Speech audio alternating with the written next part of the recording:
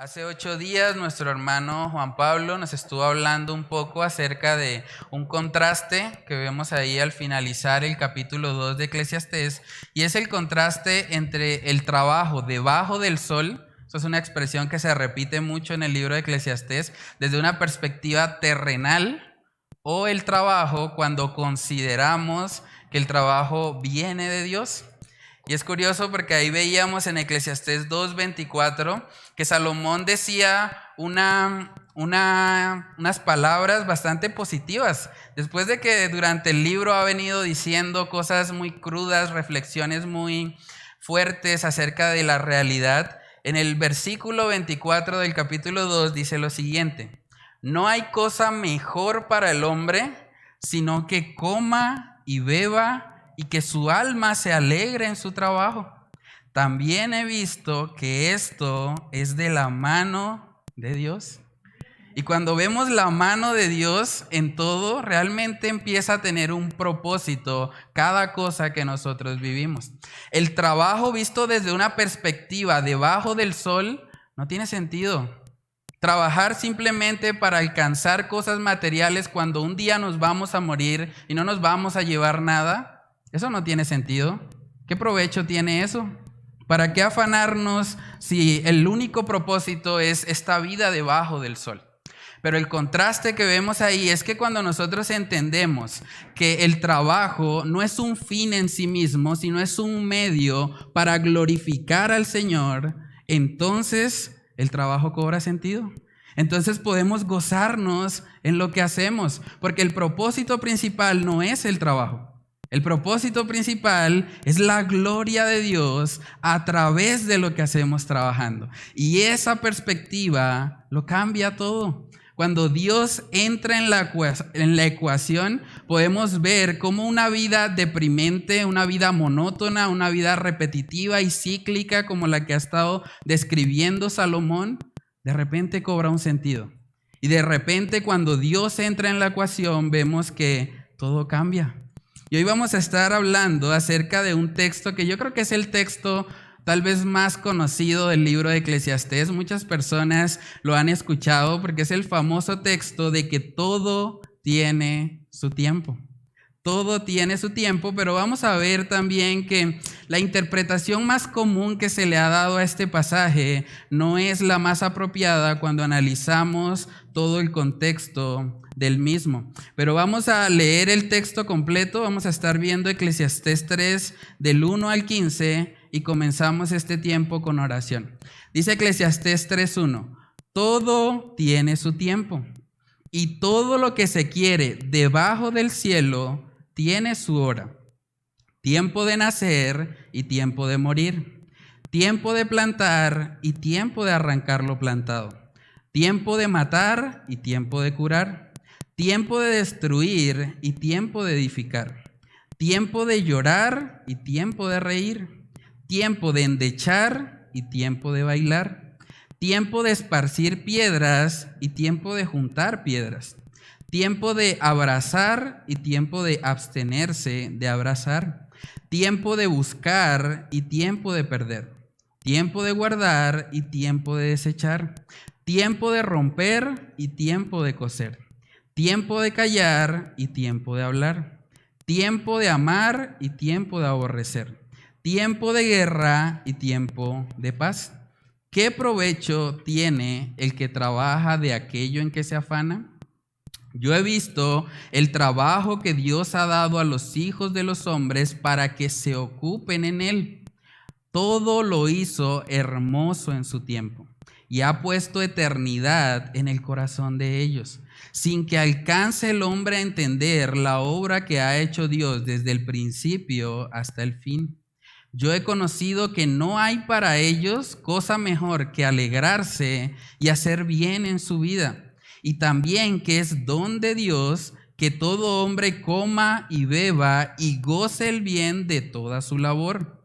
He entendido que todo lo que Dios hace será perpetuo.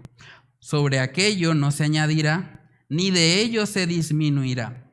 Y lo hace Dios para que delante de Él teman los hombres. Aquello que fue, ya es, y lo que ha de ser, fue ya. y Dios restaura lo que pasó. Vamos a orar. Padre, te damos muchas gracias, Señor, por tu misericordia. Gracias por concedernos la oportunidad de estar hoy aquí reunidos, Señor, como iglesia, para abrir tu palabra. Queremos que sea tu Espíritu Santo hablando a nuestras vidas, que tu Espíritu Santo traiga convicción y salvación para aquellos que aún no te han conocido.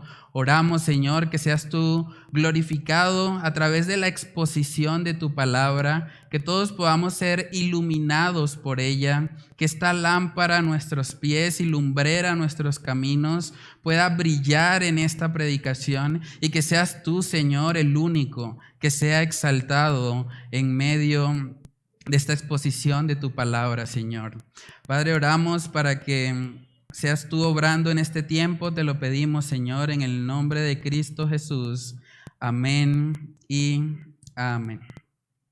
Bueno, hermanos, entonces este libro de Eclesiastés capítulo 3 nos habla acerca de que todo tiene su tiempo. Y la aplicación más común que se le ha dado a este pasaje es enseñarle a las personas que deben saber que deben administrar correctamente el tiempo en sus vidas. Entonces muchas mamás de pronto le dicen a sus hijos, bueno, usted tiene que saber que hay un tiempo para hacer las tareas y hay un tiempo para jugar. Y eso no es que sea algo malo en sí mismo, pero realmente cuando miramos el pasaje, eso no es lo que Salomón nos está enseñando. Él no nos está dando una lección de cómo nosotros debemos administrar el tiempo. De hecho, si analizamos lo que él está describiendo, que hay un tiempo para cada cosa, vemos que ahí hay en total 14 contrastes y muchos de esos contrastes no tienen nada que ver con la administración del ser humano. Hay muchas cosas que está describiendo aquí Salomón que no son cosas que el ser humano debe saber cómo administrar. Por ejemplo, la primera de ellas dice, tiempo de nacer y tiempo de morir. ¿Quién de los que está acá pudo decidir en qué tiempo iba a nacer? ¿Quién de los que está acá pudo decidir por lo menos el mes? ¿En qué mes voy a nacer? ¿No? O sea, lo que está describiendo aquí Salomón es el tiempo visto desde la soberanía de Dios. O sea, Dios ha establecido que hay un tiempo para que las personas nazcan. Y Dios ha establecido que hay un tiempo para que las personas mueran. Dios está al control de la vida desde el comienzo, desde el nacimiento hasta el final. Vemos en pasajes como Jeremías capítulo 1. Jeremías capítulo 1, vemos que ahí el Señor describe que fue Él el que formó a Jeremías en el vientre. Jeremías capítulo 1, versículo 4 dice, vino pues palabra de Jehová a mí diciendo, antes que te formase, está hablando el Señor, en el vientre te conocí y antes que nacieses te santifiqué. Te di por profeta a las naciones. Eso nos habla de que es Dios el que nos forma en el vientre de la madre. O sea, todos nosotros estamos hoy aquí gracias a que Dios en su soberanía estableció un tiempo para que naciéramos. Y debemos dar gracias a Dios por eso.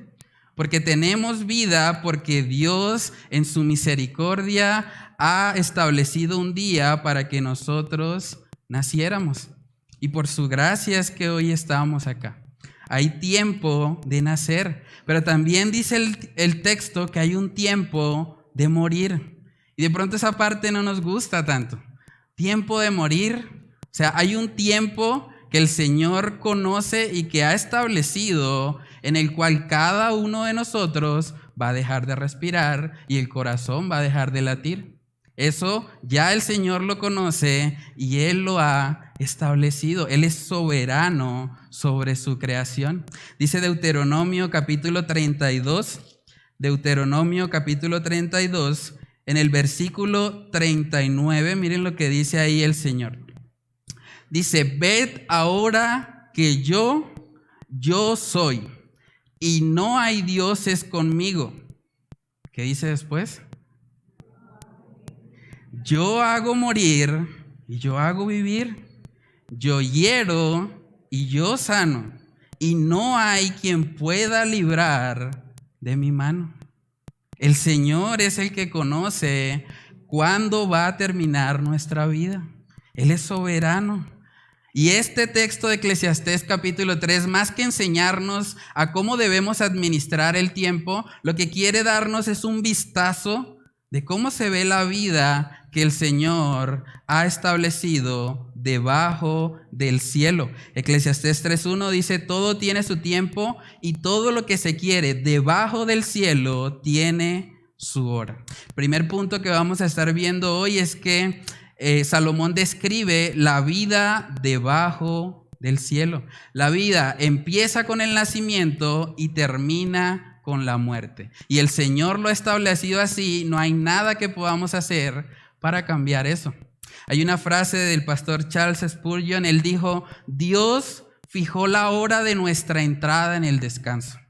Y ella no puede ser pospuesta por la habilidad de un médico, ni apresurada por la habilidad de un médico, ni apresurada por la malicia del maligno. La realidad es que nuestras vidas, hermanos, están en manos de Dios. A veces nosotros creemos que tenemos el control, pero la realidad es que solo Dios es soberano sobre todo lo que acontece en nuestra vida. Cuando estaba preparando esta predicación me encontré con una noticia de un hombre en Canadá. Esta persona recibió 30 disparos de arma de fuego. 30 disparos. Y esa persona, a pesar de recibir 30 impactos, no murió.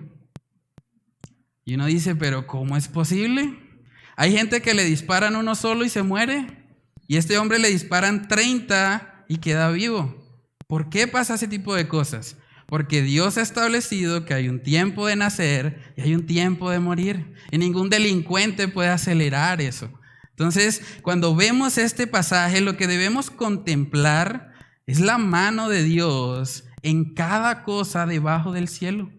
El Señor está al control de todo lo que sucede. Dice ahí en Eclesiastés 3:2, hay tiempo de plantar y tiempo de arrancar lo plantado. Y uno podría pensar, pero es que plantar sí, eso es una actividad humana. ¿Saben que cuando nosotros plantamos algo, la única forma de que lo que plantamos crezca y dé una cosecha es que Dios en su soberanía permita que las condiciones climáticas sean las apropiadas para que esa semilla crezca y pueda haber una cosecha? Entonces, en últimas, la plantación y el recoger lo que se planta también está en las manos de Dios. Miren cómo lo dice el salmista. Este es un salmo precioso. Salmos capítulo 65. Ahí vemos que el salmista describe cómo el Señor enseñorea o se enseñorea sobre toda la creación. Dice Salmo 65:9, hablando del Señor, dice: visitas la tierra y la riegas, en gran manera la enriqueces. Con el río de Dios lleno de aguas, preparas el grano de ellos, cuando así lo dispones. Cuando el Señor lo dispone, verso 10, haces que se empapen sus surcos, haces descender sus canales, la ablandas con lluvias, bendices sus renuevos. Es Dios, hermanos, el que controla todo. Dios controla los riegos, la lluvia, todo lo necesario para que pueda darse un cultivo y para que ese cultivo pueda dar fruto, está en manos del Señor. Es Él el que permite que podamos plantar y es Él el que permite que podamos arrancar lo plantado. Ahora, cuando miramos el contexto histórico de este pasaje, el pueblo de Israel era un pueblo que parte de su economía dependía de la agricultura. Entonces, cuando dice tiempo de plantar y tiempo de arrancar lo plantado, también podemos sacar una aplicación económica, porque es el Señor el que estaba proveyéndole al pueblo para que ellos tuviesen lo necesario para subsistir. Y es muy importante que nosotros entendamos que aun cuando nosotros somos los que trabajamos y nos esforzamos por adquirir ciertas cosas, la única razón por la que lo tenemos es porque Dios en su soberanía nos ha concedido la gracia para poder trabajar. Me gusta cómo dice Deuteronomio capítulo 8, versículos del 11 al 18. Dice ahí la palabra del Señor: cuídate de no olvidarte de Jehová tu Dios, para cumplir sus mandamientos, sus decretos y sus estatutos que yo te ordeno hoy. Miren la advertencia: no suceda que comas y te sacies y edifiques buenas casas en que habites, y tus vacas y tus ovejas se aumenten, y la plata y el oro se te multipliquen, y todo lo que tuvieres se aumente, y se enorgullezca tu corazón, y te olvides de Jehová tu Dios, que te sacó de tierra de Egipto, de casa de servidumbre, que te hizo caminar por un desierto grande y espantoso, lleno de serpientes ardientes y de escorpiones y de sed donde no había agua, y él te sacó agua de la roca del pedernal, que te sustentó con maná en el desierto, comida que tus padres no habían conocido, afligiéndote y probándote para a la postre hacerte bien. Y digas en tu corazón: mi poder y la fuerza de mi mano me han traído esta riqueza. Verso 18: si no, acuérdate de Jehová tu Dios, porque Él te da el poder para hacer las riquezas, a fin de confirmar su pacto que juró a tus padres, como en este día. Hermanos, si podemos plantar algo y si podemos recoger de lo plantado, es porque Dios en su gracia nos ha dado la capacidad de hacerlo. No deberíamos enorgullecernos y creer que es por nuestra propia habilidad, o creer que es porque nosotros somos inteligentes y hemos llegado a un nivel donde hemos superado a otros. Claro que no. La única razón por la cual podemos tener una provisión económica en nuestras casas es porque Dios nos ha dado el poder y la capacidad de hacer las riquezas. Y uno podría preguntarse, bueno, pero ¿por qué tantos contrastes ahí?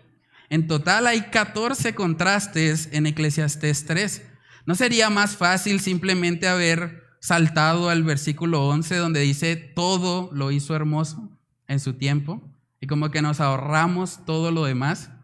Yo creo que la razón por la cual Salomón está colocando detalladamente cada contraste es porque él quiere que meditemos.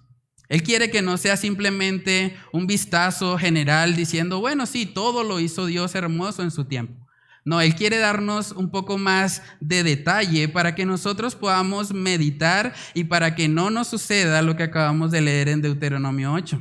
Para que no nos olvidemos de que Jehová nuestro Dios es el que está al control de todo lo que sucede, y es por su gracia que nosotros vivimos. Dice luego Eclesiastés 3:3, hay tiempo de matar y tiempo de curar. Y aquí mucha gente dice, ¿cómo así que hay tiempo de matar? ¿Esto es algo entonces que Dios está pidiendo que matemos?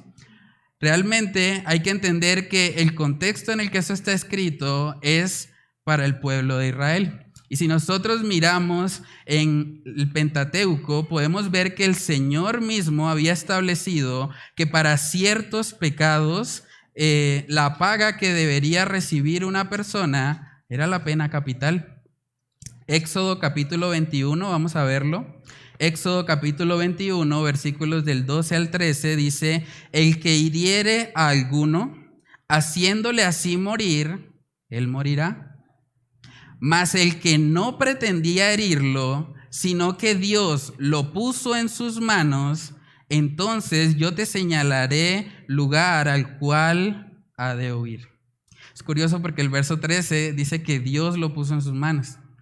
Ahí podemos ver cómo el Señor también es soberano sobre la muerte de las personas. El Señor a veces permite que una persona pierda la vida. Y muchas veces nosotros no entendemos, y es parte de lo que vamos a hablar en un momento, no entendemos por qué el Señor permite ciertas cosas, pero podemos descansar en que sus planes son mejores que los nuestros y que por lo tanto nosotros podemos gozarnos en Él. Hermanos, en el Antiguo Testamento Dios había establecido que para ciertos pecados la paga de esas transgresiones iba a ser la muerte. Porque cuando alguien atenta contra la imagen de Dios en otra persona, también debe pagar con la imagen que el Señor ha colocado en él. Ojo por ojo y diente por diente, dice el Pentateuco.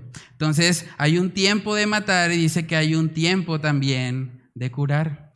El tiempo de curar nos habla de la medicina, de la sanación. Y hay mucha gente que dice, no, a mí me sanó el médico. No, es que esa pastilla, esa pastilla que a mí, esa es buenísima. No, eso es la pastilla, o sea, yo no había conocido una pastilla mejor que esa. ¿Pero realmente fue la pastilla? ¿Realmente fue el médico? ¿Saben que el médico nació porque Dios estableció un tiempo para nacer y un tiempo para morir? Hermanos, estamos rodeados de la soberanía y de la gracia de Dios. Y debemos aprender a ver al Señor en todas las áreas de nuestra vida. Lo que Salomón quiere mostrarnos aquí es que Dios controla los tiempos. Dios es soberano sobre todo lo que ocurre. Dice ahí luego, hay tiempo de destruir y tiempo de edificar. No sé si alguien ha trabajado en la construcción acá. Los que trabajan en la construcción saben un poco más acerca de esto. A veces hay que quitar paredes, hay que destruir una pared para poder levantar otra. Hay un tiempo de destruir y hay un tiempo de edificar. Y es el Señor, una vez más, el que está detrás de esa habilidad para yo poder quitar o construir algunas cosas. Dice ahí en Eclesiastés 3:4 también que hay tiempo de llorar y tiempo de reír. Hay tiempo de endechar o de lamentarse y tiempo de bailar. Es interesante eso, o sea, nosotros somos seres emocionales. Yo creo que todos aquí en algún momento de nuestra vida hemos llorado. Y hay un tiempo para eso. Hay tiempo para llorar y hay tiempo para reír. Y una aplicación para ese pasaje lo podemos ver también en Romanos capítulo 12. Nosotros vemos ahí que el apóstol Pablo exhorta a los creyentes en Romanos 12:15 y les dice, gozaos con los que se gozan, llorad con los que lloran. Implícitamente este texto nos está diciendo que hay personas que se gozan y que hay personas que lloran. Y como creyentes, nosotros debemos estar atentos, debemos entender que somos parte de una comunidad, que el individualismo no es parte del cristianismo y que al estar en una comunidad de gracia, en una comunidad de fe, cuando otra persona se goza, yo debería poderme gozar con ella, porque es mi hermano en la fe y es con quien yo estoy creciendo en comunión durante las congregaciones que tenemos acá en la iglesia. O sea, deberíamos poder gozarnos con los que se gozan, no envidiarnos, no pensar como, ¿por qué él le va mejor que a mí? No, si a alguien le está yendo bien dentro de la iglesia, gloria a Dios, nos gozamos con él. Y de la misma manera, si alguien está pasando por una situación difícil, si alguien está llorando, si alguien está afligido, como iglesia, como hermanos, deberíamos estar ahí para prestar nuestro hombro, para que esa persona pueda llorar. Podemos incluso llorar con ellos, lamentarnos, estar ahí siendo empáticos con lo que nuestro hermano en la fe está enfrentando. Entonces vemos aquí en Eclesiastés 3 que hay un tiempo de llorar, hay un tiempo de reír, hay un tiempo de endechar y hay un tiempo de bailar. Dice luego el verso 5, hay tiempo de esparcir piedras y tiempo de juntar piedras. Y para entender eso mejor es importante conocer un poco de la geografía de Israel en ese momento. Israel y Palestina son lugares que incluso en la actualidad se caracterizan por tener muchas piedras. Entonces, al tener muchas piedras, para poder cultivar los terrenos, yo tengo que quitar esas piedras, esparcir las piedras para poder cultivar. O también incluso el pueblo de Israel, y eso lo vemos en libros como Segunda de Reyes, a veces utilizaba las piedras como estrategia contra sus enemigos, para que sus enemigos no pudiesen cultivar y tener alimento. Ellos iban con las piedras y las esparcían y las colocaban sobre el terreno fértil para que ellos no pudiesen cultivar sus alimentos. Eso lo vemos en Segunda de Reyes capítulo 3, en el versículo 19 dice, y destruiréis toda ciudad fortificada y toda villa hermosa. Está hablando de Moab. Y talaréis todo buen árbol, cegaréis todas las fuentes de aguas y destruiréis con piedras toda tierra fértil.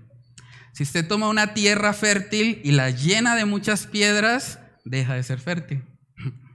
Porque esas piedras van a obstaculizar el crecimiento de las semillas. Entonces hay un tiempo para esparcir piedras y hay un tiempo para juntar piedras. Luego dice, hay tiempo de abrazar y tiempo de abstenerse de abrazar.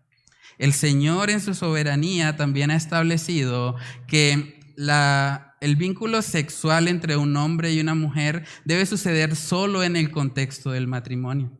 Por lo tanto, hay un tiempo, y es el tiempo de la soltería, en que las personas deben abstenerse de abrazar. No deben hacerlo. Porque ese abrazo, esas caricias muchas veces pueden llevar a que las personas sean tentadas a caer en fornicación. Yo recuerdo cuando yo me comprometí con mi esposa Chantal, allá está el hermano Reni. El hermano Reni me decía, no, cuando usted se encuentre con Chantal, silbando y aplaudiendo.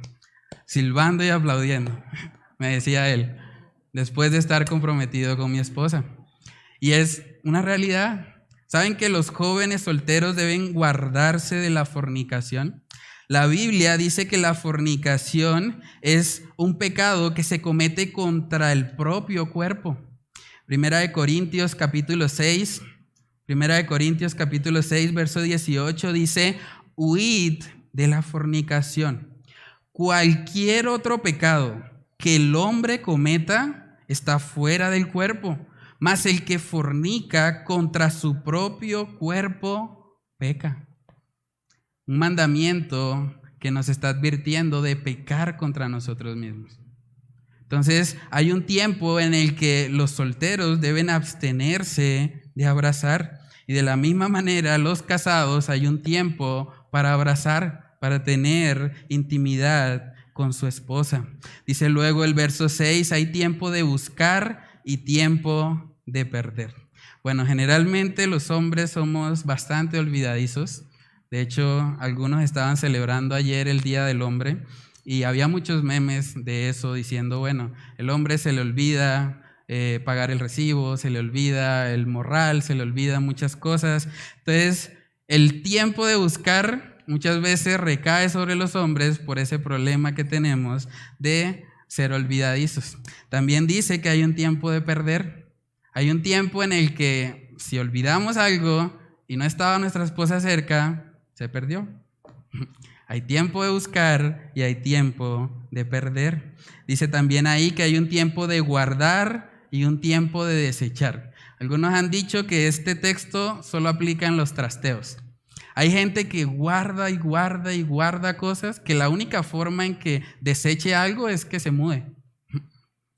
Pero aquí vemos que hay un tiempo también para eso. O sea, hay un tiempo para guardar, para acumular ciertas cosas, como hay un tiempo para desechar. Hay un tiempo en que de pronto nosotros decimos, bueno, tengo ropa que no me queda, voy a regalarla, voy a dársela a alguien que le pueda ser más útil. Dice Eclesiastés 3:7, hay tiempo de romper y tiempo de coser, tiempo de callar y tiempo de hablar. Eso de romper es bastante curioso porque algo que hacían mucho en el Antiguo Testamento es que cuando las personas estaban en duelo, cuando estaban en aflicción, ellos rasgaban sus vestiduras. Rasgar las vestiduras se hacía en señal de duelo cuando una persona fallece, cuando estamos muy afligidos. Las personas hacían eso, rompían los vestidos y generalmente después de pasado el tiempo de aflicción, pues probablemente iban a tener que coser lo que rompieron, ¿cierto? Entonces hay un tiempo de romper y hay un tiempo de coser. Dice ahí también, y esto es muy importante, hay un tiempo de callar y hay un tiempo de hablar. ¿Cuántos problemas nos evitaríamos si supiésemos discernir con sabiduría cuándo hay que callar y cuándo hay que hablar? Dice en Proverbios capítulo 11, este texto lo hemos estudiado con los jóvenes en la reunión de los viernes. Proverbios capítulo 11 en el versículo 12 dice: el que carece de entendimiento menosprecia a su prójimo, mas el hombre prudente calla. Si alguien va a menospreciar a su prójimo, es mejor que se calle. Si alguien va a hablar algo con prudencia y sabiduría, entonces sí hay un tiempo para hablar. Hay momentos en los que tal vez no entendemos por qué Dios está permitiendo algo en nuestra vida y tenemos que descansar en Él.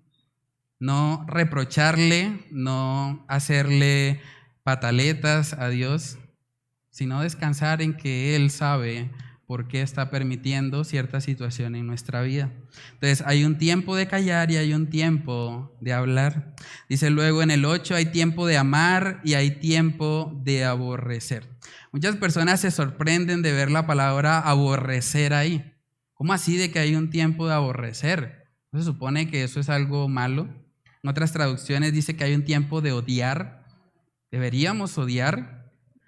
Saben, hermanos, que es imposible amar sin aborrecer. Es imposible amar algo sin odiar algo. O sea, si usted ama la vida, usted al mismo tiempo no puede amar el aborto. Si usted ama la vida, usted debe estar en contra del aborto, porque es un asesinato, ¿cierto? Si usted ama el matrimonio, usted debe aborrecer el divorcio, porque el divorcio atenta contra el matrimonio. Si usted ama la santidad, usted debe aborrecer la fornicación, porque la fornicación, como acabamos de leer, es un pecado contra su propio cuerpo y es un pecado contra Dios. Entonces, si amamos algo, automáticamente vamos a aborrecer lo contrario. Entonces, no debemos sorprendernos. Como cristianos, hay lugar para que nosotros aborrezcamos ciertas cosas. Todo lo malo, todo lo que va en contra de la voluntad de Dios, deberíamos aborrecerlo. Dice en Romanos capítulo 12 también, ese texto también lo aclara. Romanos capítulo 12 en el verso 9 dice: el amor sea sin fingimiento. Aborreced lo malo, seguid lo bueno. Hay un mandato en la Biblia que dice que debemos aborrecer, pero debemos aborrecer lo malo. Dice ahí luego en Eclesiastés 3, hay tiempo de guerra y hay tiempo de paz. Y es muy triste lo que está pasando en estos momentos, guerras como la de Rusia y la de Ucrania y otras más que de pronto no son tan conocidas o no son tan difundidas por los medios de comunicación, pero estamos en un mundo en el que hay guerra. Hay guerra y hay paz en otros lugares. Entonces, Salomón está mirando toda esta vida debajo del cielo. Él está dándole un panorama a cómo se ve la vida del hombre desde que nace hasta que muere, qué es lo que los contrastes que se presentan en una vida debajo del cielo. Y después de analizar todo eso, él hace una pregunta muy importante en el versículo 9. Él dice: ¿qué provecho tiene el que trabaja de aquello en que se afana? Es el punto número 2 de hoy. ¿Qué provecho tiene tu vida? Quiero preguntarte, ¿qué provecho tiene tu vida? ¿Para qué vives? ¿Qué te motiva? O sea, si la vida se trata de un montón de ciclos, de contrastes, de situaciones que se escapan de nuestro control, ¿qué te motiva? ¿Por qué te levantas todos los días? ¿Cuál es la motivación de tu vida? ¿Para qué trabajas? Dice ahí, ¿qué provecho tiene el que trabaja de aquello en que se afana? Usted me dirá, bueno, yo trabajo para ver a mi familia feliz. Yo soy una persona responsable y lo que yo anhelo es ver a mis hijos felices. Bueno, está bien, pero al final la felicidad de tus hijos no va a ser eterna. La felicidad de tus hijos también se va a acabar. ¿Y luego qué? ¿Realmente ese es el propósito de tu vida? Hay gente que dice, bueno, yo vivo para estudiar, para alcanzar mis títulos universitarios, para colgarlos ahí en la pared y para que todos reconozcan que soy un magíster o un PhD. ¿Saben que cuando vamos al cementerio no hay ningún magíster ni PhD? Los títulos no los meten, o por lo menos no he visto que lo hagan, no los meten en el cajón. Entonces, ¿realmente tiene sentido vivir para alcanzar títulos universitarios? Alguien puede decir, bueno, yo vivo pues para comprarme mis cosas, yo trabajo para darme mis gustos. Es un dicho muy común. Pero al final, 1 Timoteo 6 dice que nada hemos traído a este mundo y sin duda nada nos llevaremos. Entonces, vivir para comprarme cositas, para simplemente satisfacer algunos gustos, ¿realmente esa es la respuesta? O alguien puede decir, bueno, yo vivo para los placeres. Mi anhelo más grande es satisfacer todos los placeres de mi carne, satisfacer de pronto las necesidades emocionales de mi ser. Pero en últimas, cuando esos placeres se vayan, ¿qué te queda? O sea, ¿qué propósito tiene tu vida? Y debemos poder preguntarnos esto, hermanos. ¿Saben que nosotros vivimos una vida tan afanada que muchas veces no meditamos en eso? La mayoría de las personas viven en modo automático. O sea, están haciendo lo que hay que hacer, pero no hay un tiempo para pararnos y preguntar, ¿qué provecho tiene esto? ¿Para qué estoy trabajando? ¿Para qué estoy viviendo? ¿Para qué me estoy levantando cada día? ¿Qué propósito tiene? ¿Cuál es el sentido de todo esto? Y deberíamos poder hacer esa pausa en nuestras vidas. Si usted no lo ha hecho, yo lo animo. Piense en eso. Tómese un tiempo. ¿Yo para qué vivo? ¿Qué provecho tiene para lo que yo me afano todos los días? ¿Para qué? ¿Realmente estoy viviendo para algo que valga la pena? ¿Saben que el apóstol Pablo entendió muy bien esto? Vamos a ir a Filipenses capítulo 3 para ver cómo él tuvo una reflexión en la que él pudo reconocer que todo lo que él había adquirido en esta tierra realmente no era tan valioso como de pronto él creía en algún momento.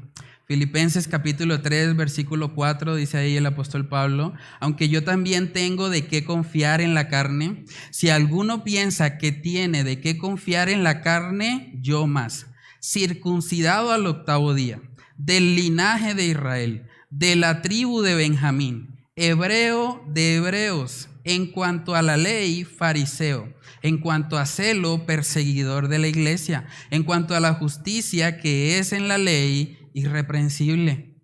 Dice el 7, pero cuantas cosas eran para mi ganancia, las he estimado como pérdida por amor de Cristo. Y ciertamente aún estimo todas las cosas como pérdida por la excelencia del conocimiento de Cristo Jesús, mi Señor, por amor del cual lo he perdido todo y lo tengo por basura, para ganar a Cristo. La palabra en el original es mucho más fuerte. Lo tengo por excremento, por algo maloliente, algo que me da asco, porque he encontrado algo mejor, que es Cristo. Hermanos, solamente una relación real y genuina con Cristo puede darle sentido y propósito a nuestra vida.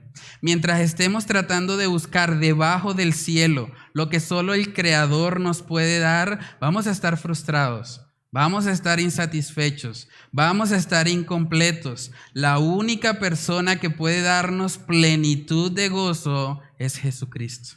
Y eso solo ocurre cuando nosotros nos arrepentimos y creemos en Él. Cuando vivimos ya no para nosotros mismos, sino para nuestro Salvador. Déjame preguntarte, ¿cómo sería una vida totalmente exitosa para ti? ¿Cómo describirías la vida de alguien que tú considerarías que es una persona exitosa?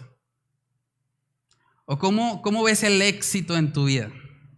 ¿El éxito para ti es de pronto llegar a una avanzada edad? ¿O el éxito de pronto es dejarle una buena herencia a tus hijos? Hay gente que dice, bueno, yo me maté trabajando, pero le dejé una buena herencia a mis hijos. O de pronto tú eres de los que piensa, bueno, lo que le daría éxito a mi vida es que yo pueda dejar un legado para las siguientes generaciones, que pueda ser recordado como alguien importante. ¿Realmente ese sería el éxito para un cristiano? Hermanos, uno de los ejemplos más impactantes que tenemos en el Nuevo Testamento de un cristiano exitoso, de un cristiano que hizo lo que debía hacer, es la vida del apóstol Pablo. Segunda de Timoteo fue la última de sus cartas. Vamos ahí al capítulo 4 para leer lo que el apóstol Pablo dijo en los versículos del 7 al 8. Dice ahí él: he peleado la buena batalla, he acabado la carrera, he guardado la fe. Por lo demás, me está guardada la corona de justicia, la cual me dará el Señor, juez justo, en aquel día. Y no solo a mí, sino también a todos los que aman su venida. Aquí vemos una vida exitosa. Un hombre que peleó la buena batalla, que acabó la carrera y que guardó la fe. La pregunta es, ¿tú puedes decir lo mismo? Tú podrías decir, bueno, yo he peleado la buena batalla, yo he guardado la fe, yo sé que cuando parta de este mundo el Señor me va a entregar ahí mi corona. Hermanos, debemos pedirle al Señor que Él nos conceda no vivir vidas en automático, no estar haciendo lo que todo el mundo hace, que más bien podamos reflexionar y tomar decisiones si es necesario. Si hay que cambiar ciertas cosas en nuestra vida, hagámoslo, porque el propósito y el rumbo de nuestra vida debe ser el Señor. Debemos vivir para Él. Eclesiastés capítulo 3 en el verso 10 dice: yo he visto el trabajo que Dios ha dado a los hijos de los hombres para que se ocupen en Él. Y este texto también es importante porque luego de hablar tanto acerca de la soberanía de Dios, mucha gente ha caído en el extremo del fatalismo. Hay gente que dice, pues yo para qué voy a orar si Dios es soberano. En últimas, Dios sabe cuándo va a nacer y cuándo va a morir. Entonces, ¿para qué voy a orar para que Dios lo sane? Hay gente que ha caído en ese extremo. Lo mismo pasa con la predicación del evangelio. Hay gente que dice, pues al final solo se van a salvar los escogidos de Dios. Entonces, ¿para qué voy a predicar?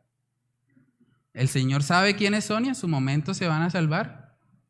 Pero ¿saben que una cosa no anula la otra? El hecho de que Dios es soberano no anula de ninguna manera la responsabilidad del ser humano. Dice ahí el verso 10, yo he visto el trabajo que Dios ha dado a los hijos de los hombres para que se ocupen en él. O sea, Dios en su soberanía ha dado lo que nosotros debemos hacer. Entonces no podemos excusarnos diciendo, bueno, Dios es soberano, Dios va a hacer lo que me corresponde a mí hacer. Por supuesto que no. La soberanía de Dios no anula la responsabilidad humana. Debemos entender que tenemos una parte activa de obediencia al Señor. Y lo vemos así a lo largo de todas las Escrituras. Textos como Efesios capítulo 5, vamos ahí. Efesios capítulo 5, versículos del 15 al 16, dice ahí la palabra del Señor. Dice, mirad pues con diligencia cómo andéis, no como necios, sino como sabios, aprovechando bien el tiempo, porque los días son malos. Los tiempos están en las manos de Dios, pero como creyentes estamos llamados a aprovechar bien el tiempo. Vemos ese equilibrio en toda la Biblia. Dice que con diligencia debemos mirar cómo andamos y no deberíamos andar como necios, sino como sabios. Entonces la soberanía de Dios no anula la responsabilidad humana. Debemos ocuparnos en lo que Dios nos ha mandado hacer. Dice luego en Eclesiastés 3:11, todo lo hizo hermoso en su tiempo y ha puesto eternidad en el corazón de ellos, sin que alcance el hombre a entender la obra que ha hecho Dios desde el principio hasta el fin. El tercer y último punto en esta mañana es la hermosa pero desconcertante obra de Dios. la hermosa pero desconcertante obra de Dios. Dice que todo lo hizo hermoso en su tiempo. Y usted se podría preguntar, ¿cómo así de que entonces la guerra es hermosa? ¿Cómo así de que aborrecer es hermoso? ¿Cómo así de que morir es hermoso? Bueno, desde nuestra perspectiva limitada y terrenal, puede ser que no lo veamos así. Pero créanme, hermanos, que cuando veamos el cuadro completo, cuando estemos con el Señor, vamos a poder entender muchas de las cosas que hoy nos parecen horribles. Y vamos a ver cómo a través de esas situaciones difíciles, el Señor estaba encaminando algo hermoso. Decía el hermano Miguel al principio del servicio de hoy que a los que aman a Dios todas las cosas les ayudan a bien. Y el contexto está hablando de ser predestinados a la imagen de Jesucristo. Ahora, ¿qué es más hermoso que Jesús? Hermanos, Dios está encaminando cada situación, cada tiempo en nuestras vidas para formar algo hermoso en los creyentes. Y es el carácter de Cristo en ellos. Aun cuando hay cosas que no entendemos y debemos reconocer que hay momentos en los que realmente nos cuestionamos. Hay momentos en los que uno dice, ¿por qué Dios está permitiendo eso? Uno puede ir a una clínica oncológica, darse cuenta de que hay niños con cáncer. Hay niños que están muriendo de 2 y 3 años. Y uno se pregunta, Señor, ¿2 años? ¿Por qué 2 años? Mientras hay otro que tal vez es una persona impía, que no tiene temor del Señor y vive hasta los 97, 98, 100 años. Muchas veces no entendemos. Muchas veces nos preguntamos ¿por qué? ¿Por qué Dios está permitiendo algo así? Pero saben que aunque no veamos el panorama completo, hermanos, podemos descansar en que Dios es soberano. Y por lo tanto, Él está encaminando algo hermoso, aunque no lo veamos. En Génesis capítulo 50, esta es una historia también bastante impactante. Vemos a José diciendo ahí en Génesis 50:20 a los hermanos, él dijo, vosotros pensasteis mal contra mí, mas Dios lo encaminó a bien para hacer lo que vemos hoy, para mantener en vida a mucho pueblo. Los hermanos de José vendieron a José y eso fue pecado. Ellos no debieron hacer eso. Ellos procuraron incluso mentir, le mintieron al papá diciéndole que él había muerto cuando realmente había sido vendido. Y lo que ellos hicieron, lo hicieron de la maldad de su corazón. Sin embargo, Dios en su soberanía encaminó esa situación para bien. Saben que es fácil cuando llegamos a Génesis 50:20 porque esta ya es la conclusión, pero cuando nosotros miramos cómo fue el transcurso de la historia, José fue acusado injustamente de cometer un pecado de adulterio y como consecuencia de eso fue lanzado a la cárcel. Él estuvo varios años en la cárcel por una injusticia. Y uno podría preguntarse, ¿qué pudo haber pasado por la mente de José? José, estando encarcelado por guardarse de la fornicación, por guardarse de cometer adulterio con la esposa de Potifar, es lanzado a la cárcel. ¿Qué podría pensar José en ese momento? Yo creo que él pudo haber pensado, Señor, ¿por qué? ¿Por qué me vendieron mis hermanos injustamente y luego estoy acá en otra nación y de repente termino en la cárcel? ¿Qué es esto? ¿Por qué me está pasando todo esto? Tal vez él no tenía el panorama completo, pero después cuando él pudo ver cómo el Señor estaba entretejiendo todo y cómo él estaba glorificándose a pesar de la maldad del ser humano, él pudo decir acá en Génesis 50:20, ustedes pensaron mal contra mí, mas Dios lo encaminó para bien. Hermanos, a veces no entendemos cómo funciona la soberanía de Dios.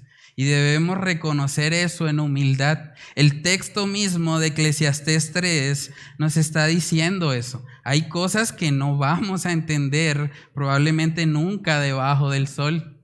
Pero vemos textos como el de Romanos capítulo 11 que nos muestran que a pesar de que no entendemos, Podemos descansar en que Dios está en control.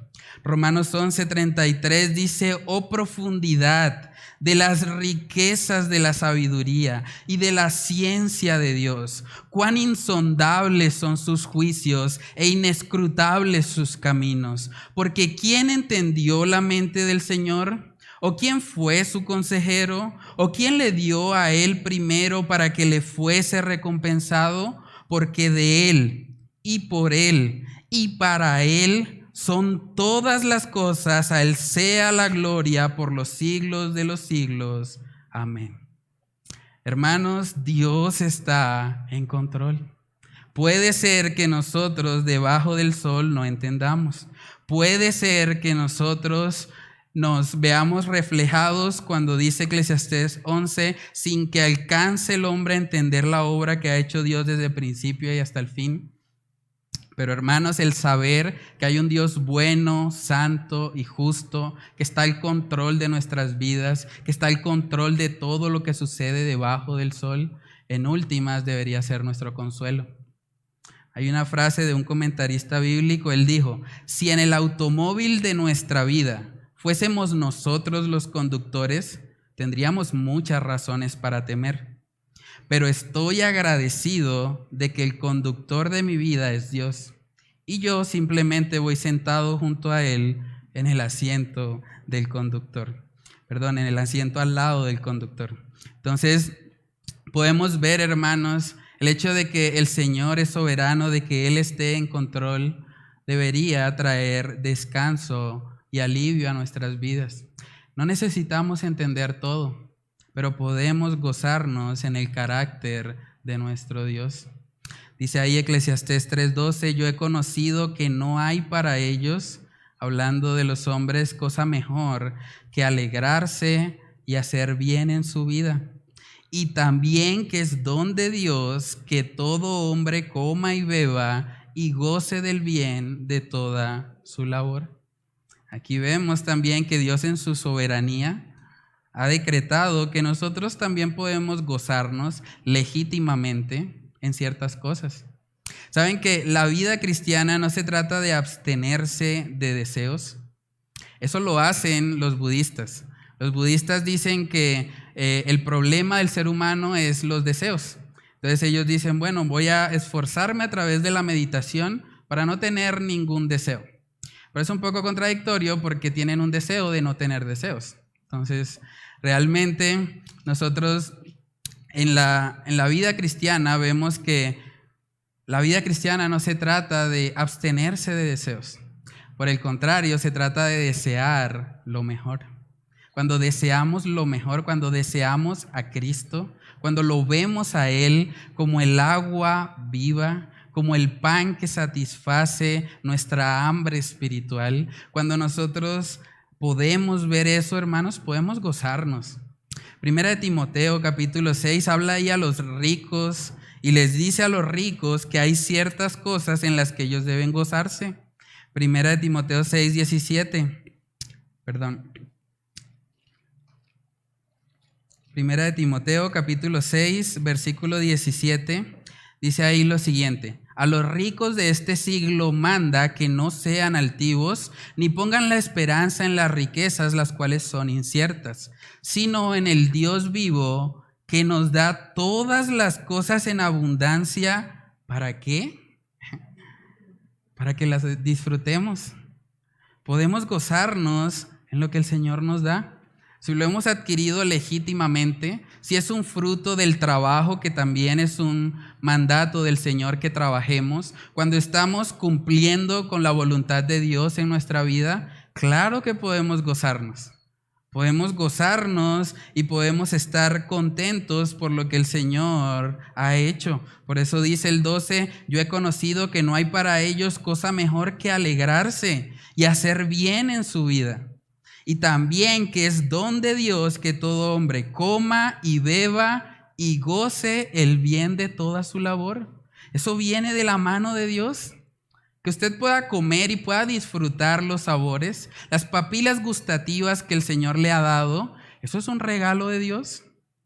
Que usted pueda comer, beber, gozarse, Eso es algo por lo cual nosotros deberíamos adorar al Señor. El problema es cuando nosotros nos enfocamos en eso como el fin último de las cosas. Y si pensamos que la comida nos va a dar plenitud, y si pensamos que la bebida nos va a dar plenitud, es ahí donde empiezan los problemas. Es ahí donde empezamos a convertir en un ídolo lo que Dios ha establecido como un medio para la gloria de Él. Entonces, hermanos, es legítimo que nosotros nos gocemos, que nos alegremos, pero debemos mantener siempre la mirada en el Señor.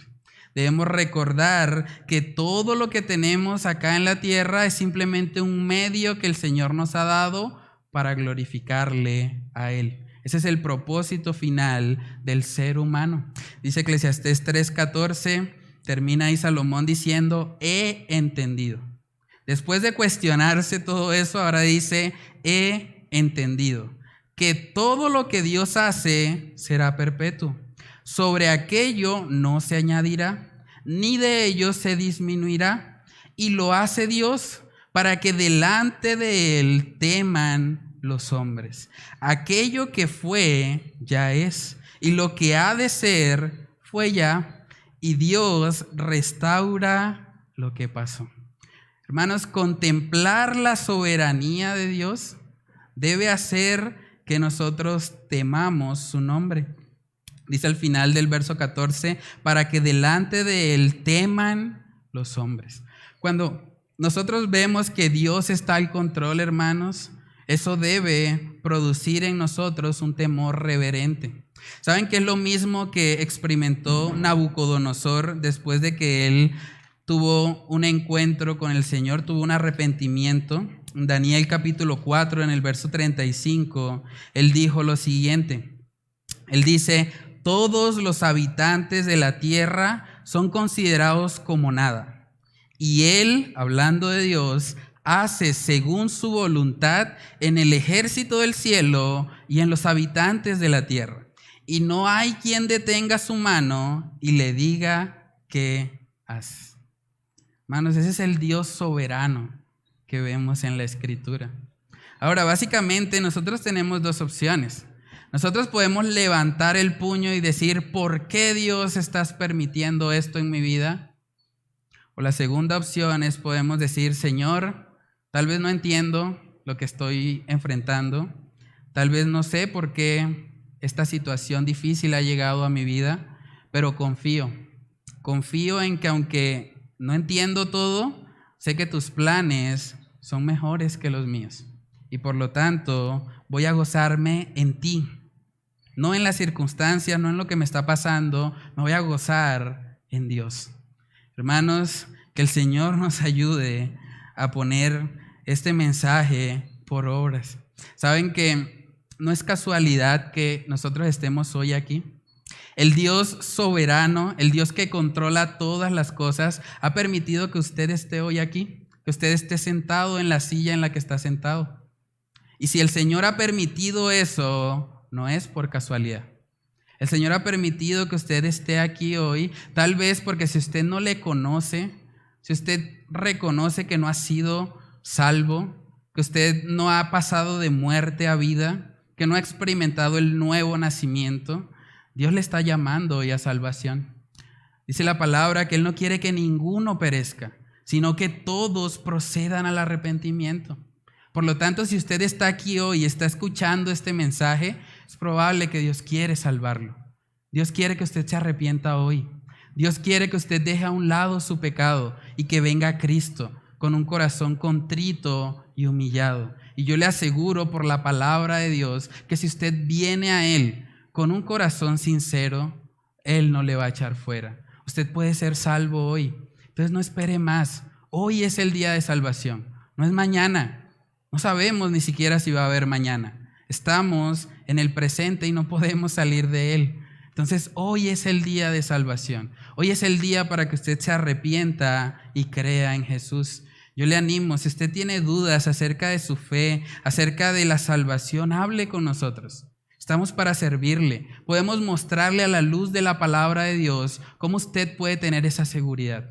¿Cómo puede estar seguro de su salvación? Entonces no espere más y aproveche esta oportunidad que el Señor le está dando para arrepentirse y para venir a Él. Vamos a orar.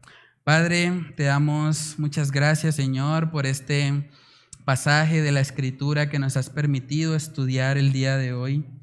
Padre, gracias porque nos muestras que tú eres un Dios soberano, que tú tienes el control de todas las cosas y que aunque a veces no entendemos lo que tú estás haciendo desde el principio hasta el fin, podemos descansar, Señor, en que tú eres un Dios bueno, tú eres un Dios santo, eres un Dios justo y todo lo estás haciendo hermoso en tu tiempo.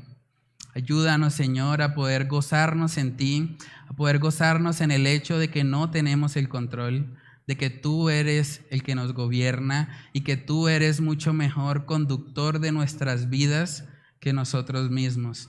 Ayúdanos, Señor, a poder gozarnos y poder aplicar, Señor, esta tu palabra en nuestras vidas. Te lo pedimos, Señor, en el nombre de Cristo Jesús.